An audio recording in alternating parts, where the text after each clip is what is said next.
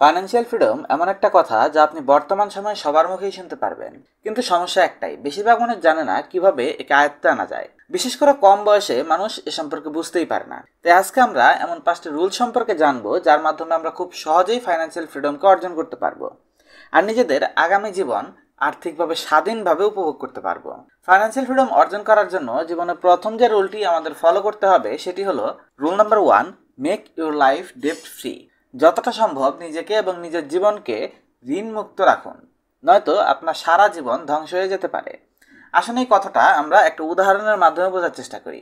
রাজু এবং সিয়াম নামে দুজন বন্ধু ছিল। তারা স্কুল জীবন থেকে বন্ধু ছিল।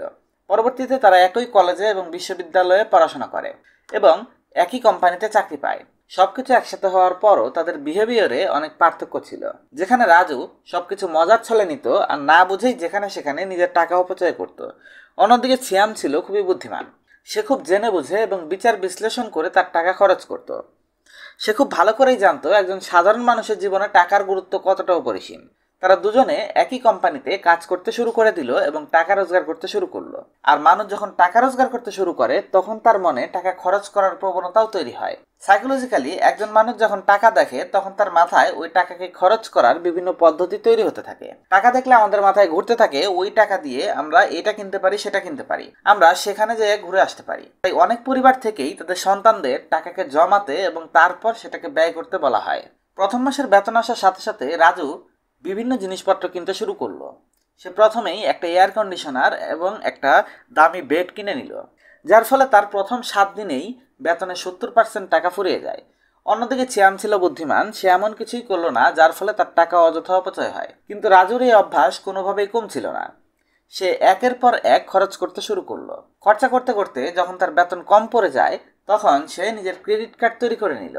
আর সেই ক্রেডিট কার্ড আসার সাথে সাথে তার খরচের মাত্রা দ্বিগুণ হয়ে গেল, কারণ এখন আর তার বেতন আসা পর্যন্ত অপেক্ষা করতে হচ্ছিল না খরচ করার জন্য।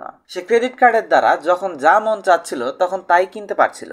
আর এভাবেই সে প্রচুর পরিমাণে অর্থ ব্যয় করতে শুরু করলো। 6 মাস পর যখন তার বেতন বৃদ্ধি পেল তখন সে লোন নিয়ে চকচকে একটা নতুন গাড়ি বুকিং দিয়ে দিল। তার বক্তব্য ছিল পাবলিক ট্রান্সপোর্টে অফিসে যাতায়াত করা খুব কষ্টের, আর এই গরমের মধ্যে তাকে দিয়ে এসব হবে না। এজন্য সে নিজের জন্য একটা গাড়ি কিনে ফেলেছে। আর অন্যদিকে সিয়াম নিজের টাকা পয়সা খুব চিন্তা ভাবনা করে খরচ করছিল এবং সে তার জীবনে খুব মিনিমালিস্টিক ভাবে জীবনযাপন করছিল, কারণ সিয়াম সারা জীবনে চাকরি করতে চাচ্ছিল না। সে নিজের জীবনে ফাইন্যান্সিয়াল ইন্ডিপেন্ডেন্ট পেতে চাচ্ছিল। তাই সে ছোট একটা রুম ভাড়া নিয়ে থাকতো আর পাবলিক ট্রান্সপোর্টে যাতায়াত করতো। আর সেই সাথে নিজের বেতনে 30 থেকে 40% টাকা সে একটা ভালো জায়গায় ইনভেস্ট করছিল। সিয়ামের জীবন একটা লম্বা সময় পর্যন্ত এভাবেই চলছিল। আর অন্যদিকে রাজু নিজেকে নতুন একটা আইফোন আর নতুন একটা ফ্ল্যাট ব্যাংক লোনের মাধ্যমে বুক করে ফেলেছিল।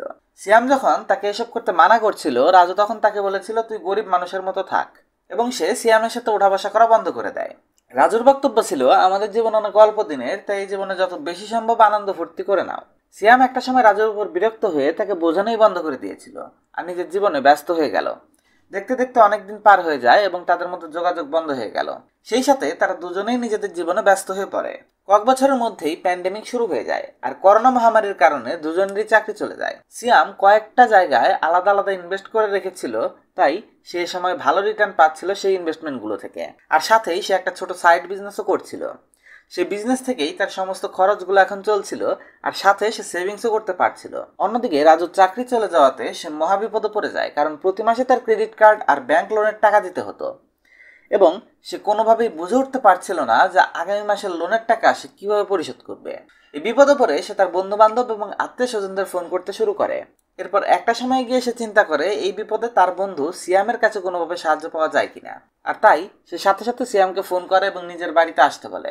সিয়াম তার বাড়িতে গেলে রাজু তার সবকিছু সিয়ামকে খুলে বলে। প্রথমে সিয়াম ভেবেছিল যে সে রাজুকে হেল্প করবে না, তাকে একটা উচিত শিক্ষা দেবে, কিন্তু পরবর্তীতে ভাবলো সে তো নিজের বন্ধুই। একথা ভেবে সে বন্ধুর খারাপ সময় তার পাশে দাঁড়ায় এবং তাকে তার একটা সাইড বিজনেস দেখাশোনার জন্য 25,000 টাকা মাসিক বেতনে চাকরি দিয়ে দেয়। দেখুন, একই চাকরি করে একজন যেখানে নিজের বিজনেস দাঁড় করিয়ে ফেললো, অন্যজন সেখানে ঋণের জালে ফেসে রয়েছে।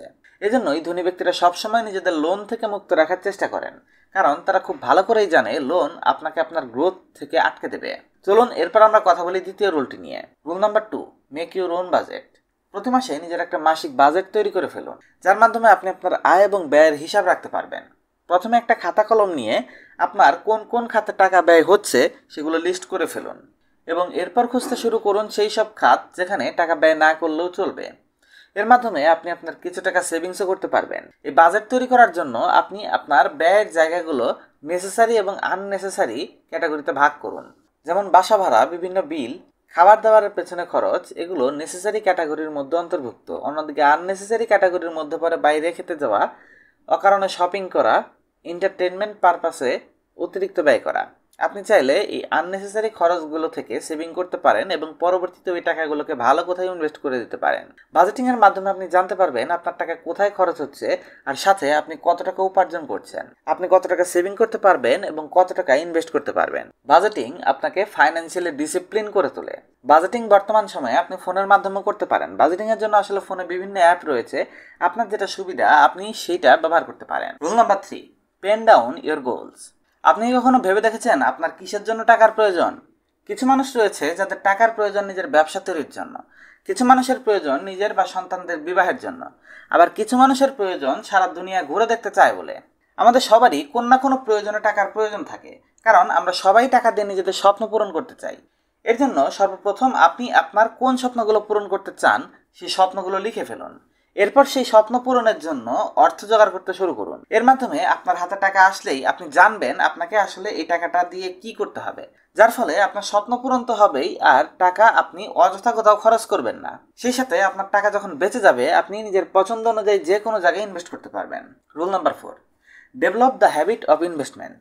আপনারা খেয়াল করে দেখবেন বাংলাদেশের প্রত্যেকটি ঘরে ঘরেই টাকা সেভিংস করতে বলা হয়, কিন্তু কেউ বলে না এই টাকা সেভিং করার পর আমরা কি করব। এর উত্তর হলো ইনভেস্টমেন্ট। কারণ ইনভেস্টমেন্টই এমন একটা জায়গা যার মাধ্যমে আপনি টাকার জন্য নয়, আপনার টাকা আপনার জন্য কাজ করছে আর তাকে আরো বৃদ্ধি করছে। আর মনে রাখবেন, আপনার টাকা যখন আপনার জন্য কাজ করতে শুরু করবে তখন আর আপনার নিজের কোনো কাজ করার প্রয়োজন হবে না। ওই টাকা আপনাকে আপনার জীবনে স্বাবলম্বী হতে সাহায্য করবে। কিন্তু বেশিরভাগ বাঙালির সমস্যা একটাই, তারা জানে না কোথায় এবং কিভাবে এই টাকাকে ইনভেস্ট করতে হয়। আপনি আমার এই চ্যানেলে ইনভেস্টমেন্ট নিয়ে আরো অনেক ভিডিও হয়তো দেখেছেন, বা আপনি যদি না দেখে থাকেন সেই ভিডিওগুলো দেখেন, তাহলে আপনি বুঝতে পারবেন কোথায় এবং কিভাবে ইনভেস্ট করতে হয়। এমন অপশনগুলোর মধ্যে রয়েছে real estate, FD, mutual fund, stock market. এগুলোর মধ্যে কোনটা আপনার সাথে সুইটেবল আপনাকে সেটা খুঁজে বের করতে হবে। সেই সাথে আপনি যদি কম্পাউন্ড ইনভেস্টমেন্টের জাদু দেখতে চান, সেই ব্যবস্থাও আপনার জন্য রয়েছে। ইনভেস্টমেন্ট করার জন্য আপনাকে লং টাইমের ইনভেস্টর হতে হবে। আপনি দেখতে পারবেন আপনার কয়েক হাজার টাকা কিভাবে লাখ টাকায় কিংবা কোটি টাকায় পরিণত হয়। তাই আপনি যদি ফাইন্যান্সিয়াল ফ্রিডম পেতে চান তবে দ্রুত ইনভেস্ট করতে শুরু করুন। Rule number 5, create additional sources of income.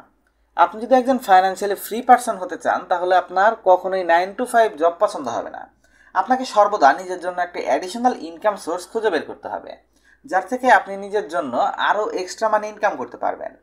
ইনকামের জন্য দুইটা পদ্ধতি রয়েছে। প্রথমটা হলো অ্যাক্টিভ ইনকাম আর দ্বিতীয়টা প্যাসিভ ইনকাম। অ্যাক্টিভ ইনকাম যেখানে আপনি আপনার সময়কে ট্রেড করেন বা বিক্রি করে টাকা ইনকাম করেন, আর প্যাসিভ ইনকাম হচ্ছে যেখানে সময়কে শুধুমাত্র একবার ব্যয় করতে হয়, একবার টাকা খরচ করতে হয়, আর একবার করা ইনভেস্টমেন্ট থেকে আপনি সারা জীবন ইনকাম করতে থাকেন।